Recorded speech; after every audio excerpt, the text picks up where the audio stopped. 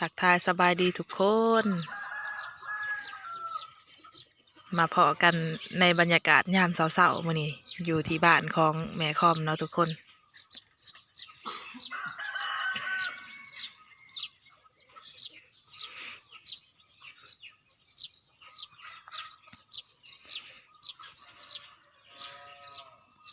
วันอาทิตย์วันจันทร์วันอังคารวันพุธวันพฤหัสมื้อนี้ก็เป็นคืนที่ที่หาแล้วเนาะที่นางเมมาอยู่นำแม่คอมหามื้อแล้วหลังจากที่พ่อแม่เพิ่นฮุบครอบครัวฮุบลูกฮุบเต้าหอบห่างกายแรงงานไปขายอยู่ที่ประเทศไทยเนาะหลายๆคนก็ถามเขามาว่า เอ้ยไผไปทำงานอยู่ไสเฮ็ดงานหยังเนาะเพิ่นไปทำงานอยู่ในฟาร์มเนาะทุกคนรีดนมงัวอยู่ทางฝั่งไทยพุ่นละ ไปได้หามื้อแล้ว ส่วนลูกสาวผู้ใหญ่เนาะอยู่นำแม่คอมฮุบงัวฮุบควายมาฮุบหมูฮุบม้ามาอยู่นำเนาะ ม้า4 โตวงัวก็4 โตวเนาะมาอยู่นำแม่คอมส่วนครอบครัวเฮือนซ่านอยู่โผปะห่างเลยบ่มีไผอยู่บ่มีไผนอนแหล้วเนาะมีแต่ให้ลูกสาวเพิ่นเที่ยวเมื่อจอบยามมื้อแลงเมื่อหดเครื่องปลูกของฝังแล้วก็ไต่ฟืนไต่ไฟไว้ยามมื้อเช้าแม่คอมแม่คอมมอดเนาะ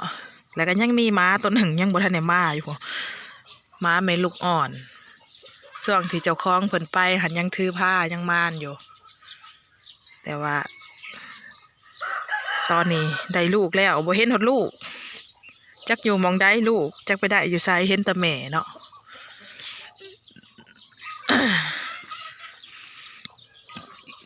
โอ้นางเมเสือสีแดงๆอย่างอยู่พูนปล่อยงัวจูงงัวไปผูกเนาะงัวที่ฮุบหอบกันมาหั่นแหละอันนั้น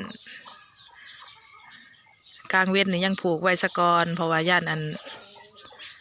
มันลอยเมื่อน้องแตะ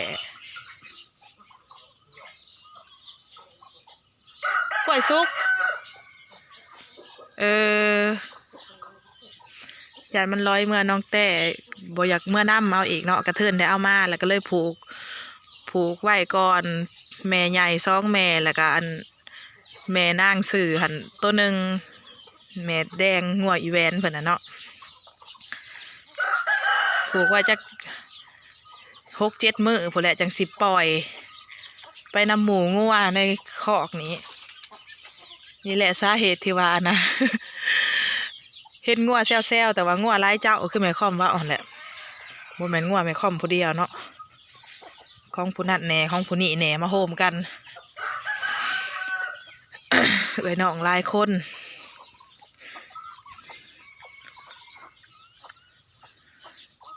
ตอนนี้ยังให้พอคอมมานะต่อได้น้ำสิฮดมะพร้าวมันเป็นแบบยอดแห้งเนาะทุกคนยอดแห้งใบแห้งป่งขึ้นมาแล้วก็ยอดแห้งใบแห้งจักว่าสิตายจักก็บ่จักมะพร้าว5 กระปุกได้ปีปลายตกหนาฝนปีนี้ก็2 ปีเลยเนาะเด้มะพร้าว3 ต้น3-4 ต้นนี่แหละทั้งเป็ดทั้งไก่ทั้งเสียงนกห้องแซวอยู่ทางนี้ก็กินเขานกอยู่ทึ่งต้นไม้ก็ห้องจิ้วเจ้าจิ้วเจ้า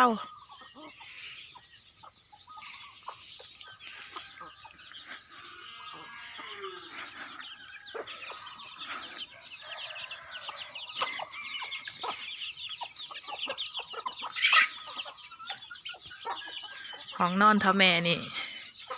เทพื้นใส่บานประตูเรียบร้อยแล้วเด้ทุกคนเรียบร้อยแล้วยังสิต่อเติมห้องน้ำเนาะบ้านนี้เมื่อวานนี่ก็ลงเฮือนบ่ได้อีกแล้ว เข่าแข็งขาแข็งเจ็บลงเฮือนบ่ได้เมื่อวานนี่ก็ได้ จังหวะ นี่เนาะยังโล่งยังว่างอยู่เพราะว่ายังบ่ทันได้มียังเข้ามาเลยเครื่องของ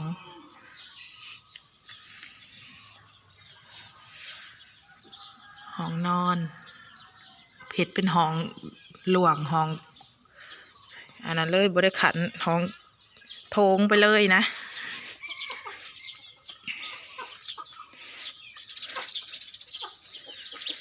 เหลือต่อเติมห้องน้ำป้าทุกคนเลยบ่ธรรมดาได้เพื่อสิได้สำนึกอะขูดหัวเล่าเกาหัวหยาห้องน้ำเนาะพอคอมเพิ่นสิเอากว้างประมาณนี้เนาะประมาณ3 เมตรความกว้างความยาวประมาณ4 เพราะว่าสิเฮ็ดพื้นห้องน้ำค่ะมันลุดพื้นห้องนอนนะบ่ให้เพียงกันก็เลยส่วนดินออกบ่อยากให้พื้นห้องนอนกับพื้นห้องน้ำมันเสมอกันเนาะให้พื้นห้องน้ำนี่ลุดลง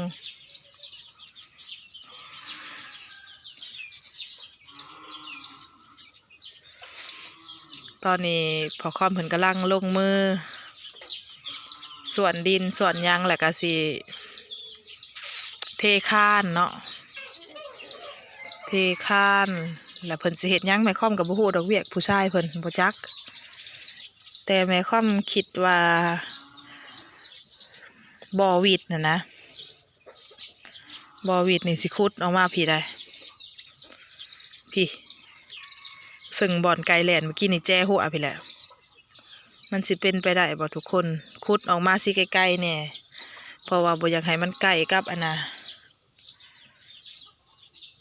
บ่อยากให้ใกล้กับบ่อน้ำบาดาลน่ะนะ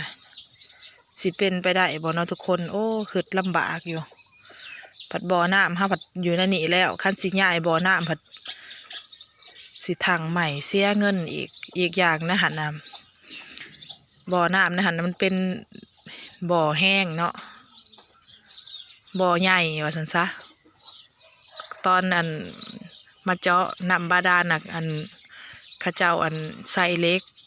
ยามหรือว่าสำรวจเบิ่งค่ะอยู่ในหันบ่อใหญ่ที่สุดบ่อนอื่นนะบ่หลายน้ำบ่หลาย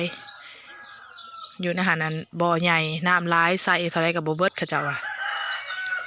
จากว่ามันคือลำบากอยู่นี่นะน่ะคุ้มวิดนี่นะคุ้มวิดนี่เอาออกมาพี่มันสิสะดวกบ่นะนี่เนาะเอาลงไปพี่แหละใกล้ๆเงาม่วงเงาอันกระถินนี่ระหว่างกลางนี่เนาะใส่ท่อหน่งลงมาพี่สิเป็นไปได้อยู่บ่ทุกคนพิจารณาซอยแม่ค่อมแน่โอ้ขึ้นนักเด้เรื่องเลยห้องนอนแล้วมันจะขึ้นนักน้ำห้องน้ำบัดนี่ ประตูห้องน้ำใส่แล้วยังแต่เทพื้นเทข้านก่อสาบใส่หัวสวมแล้วก็คุดทอวิดเนาะพี่ทอวิดคุ้มวิดนะว่าสิมาไหวพี่นี่เนาะห้องน้ำอยู่แจนี่อยู่แต่แจทางอันกกมังยมเป็นไปได้บ่พี่น้องเวลาทำธุระแล้วสิบ่อั้นบ่วะมันไกลเกินมันสิไหลสะดวกอยู่บ่ขึ้นยากเนาะ4 ขวดข้าวนี่เด้อนางสิแค่นี้ขึ้นอ้ายแหละร้านสาวมาแต่ปล่อยงัวผูกงัวเพิ่นให้เพิ่นมันย่างมาแล้วบ่หรือว่าลูกชายบ่ ตอนนี้ได้ทั้งลูกชายลูกสาวเลยได้ลูกสาวก็ได้ลูกสาวใหญ่เลยแม่นตะค่อมลึกนางเมห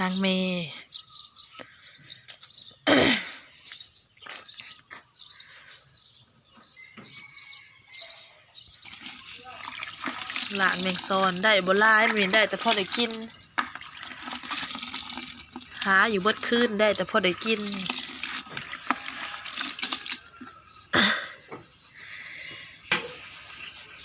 อันสาวสวยเขาใหายเนาะนางเม